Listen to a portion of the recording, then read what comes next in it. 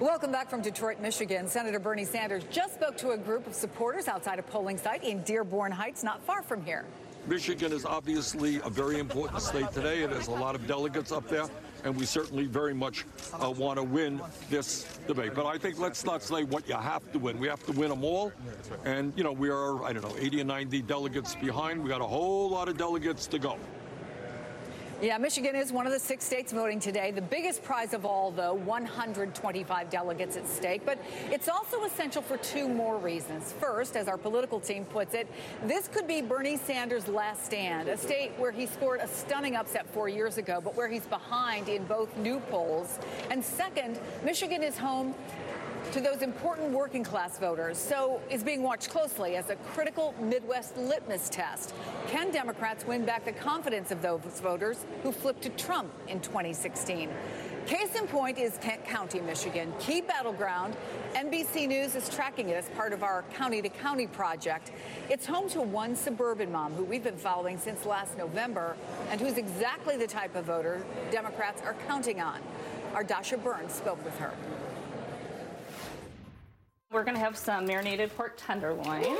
It's actually it's really easy, Sunday night kind of meal. Katie Morse is a mom of 2 in the suburbs of Kent County, Michigan. Are you happy with your options in this primary? It's okay. It's okay. It's okay. I mean, a lukewarm response. It's not perfect. It's not what I would have hoped to have seen. I think we could have had some new, blood in there. But I think at the end of the day, the idea for me is to get Trump out of the office. And so I'm just going to support, Biden in this race, and hopefully he can go all the way in November. I've actually met Katie before. And while she's getting ready to vote for a Democrat now, back then, we talked about why she cast a very different vote in 2016.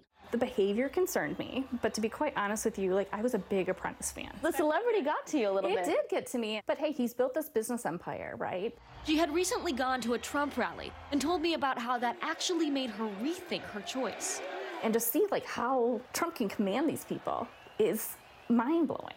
Now, she's ready to see a change in the White House. The Katie that went into the voting booth in 2016 and voted for Donald Trump, could she have imagined this Katie this week getting ready to vote for a Democratic candidate?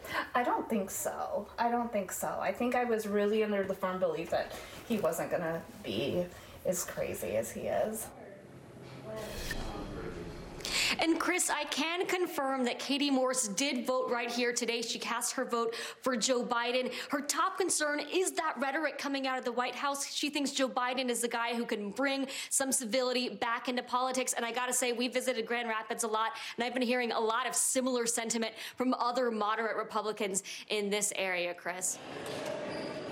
That's what a lot of Democrats were exactly hoping for. Dasha Burns, thank you for that report. Much appreciated. Also out tracking voters today, MSNBC correspondent Garrett Hake. He's west of me in Grand Rapids. And NBC News correspondent Steve Patterson in Renton, Washington State, at the election headquarters for King County that accounts for 1/3 of all the votes in Washington State. So, Garrett, what are you seeing there today? Well, Chris, turnout here has been pretty steady. It's a faster-moving process than what we saw in Texas last week, for example. It's a short ballot, just the presidential primary on the ballot here today. So folks have been able to get in and out. This county in the 2016 primary went heavily for Bernie Sanders. He nearly doubled up Hillary Clinton here. He needs to perform similarly well here again today. And anecdotally, I can tell you I have spoken to quite a number of Bernie Sanders voters here today, folks who were with him in 2016, with him again now. They think he's the best choice to take on Donald Trump. But it is that electability question that has been on the forefront of the minds of the voters I've talked to. They're keenly aware of just how narrowly Michigan was decided in 2016. Fewer than 11,000 votes separating Donald Trump and Hillary Clinton. And so the voters I've been talking to have been really agonizing over that question of who they think is best fit to beat Donald Trump. Here's some of what I've learned from these voters earlier today.